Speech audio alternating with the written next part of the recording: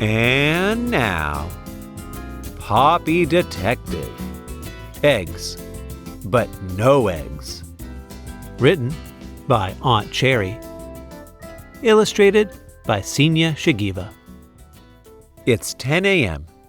Detective Poppy Parrot is gazing at her trophy. She is cozy and a tad bit lazy. All of a sudden, she heard Mr. Rooster shrieking on her treehouse ceiling. "Poppy, Poppy, I need your help to solve a new kind of stealing." Detective Poppy exclaimed, "Good heavens, Mr. Rooster, you look so pale and blue. Come inside and let's chat while we sip some vegetable stew." Mr. Rooster settled down on Poppy's couch and said, "Mrs. Hen and I are unable to follow. Out of a dozen eggs, half are hollow.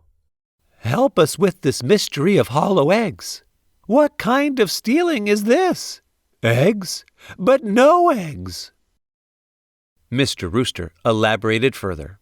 "Look, Detective Poppy, this one seems full, so I won't bother. But this one is empty and light as a feather." Poppy examined the eggs carefully and agreed. "That's really super strange. You're right indeed. But don't you worry now, my friend. I'll swiftly find an answer. Certainly your misery will end. Now let us hurry and hail a cab to investigate this egg. Let's go to my lab." Poppy reached her laboratory in a few minutes to refer case-related archives for helpful tips. Research suggested Poppy to use a microscope to look deeper and analyze every feature. Aha! She soon sighted a pointer, quite important to convey to Mr. Rooster, so it brightens up his day. Poppy explained, "Can you see, Mr. Rooster? There's been a crime. Someone has extracted the yolk and egg white out and left the shell behind. Cleverly, the culprit has picked a really tiny hole. But please note, no bird's beak or animal teeth can do this on its own. Hence, I conclude the culprit has used a syringe to make a hole this fine. But to find him, we should go and visit the chemist on the roadside." Poppy arrived at the chemist's shop and told Mrs. Cat about her culprit chase. She showed the egg to her and inquired further about this odd case. "Tell me, Mrs. Cat, who all bought a syringe last week? Was it someone bold, shy, sneaky, or meek?" Mrs. Cat mulled it over and replied, "First came Mr. Elephant, who was very sick and tight. Apparently, he ate a ton of junk on his flight. Then came Mr. Beaver, who contracted itchy rashes. That's because he brushed his teeth with ashes. And finally arrived Mr. Rat, who looked all fine.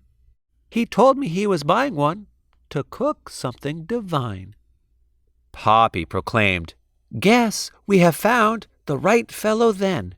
Come, Mr. Rooster, let's meet Mr. Rat and see if he is the one behind this wicked plan." Poppy knew exactly where to find Mr. Rat so sly.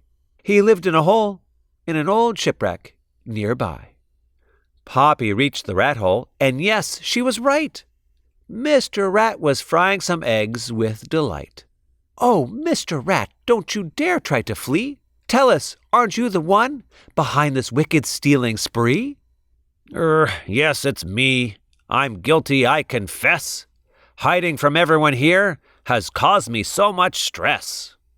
Mrs. Hen would have known if a full egg went missing, but stealing this way would have left them guessing.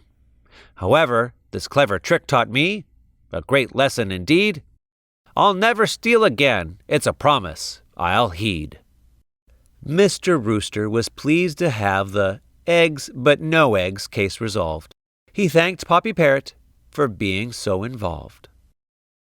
"I am Poppy Parrot, and I am the best. You give me a case, and I will put it to rest," dabbed Poppy.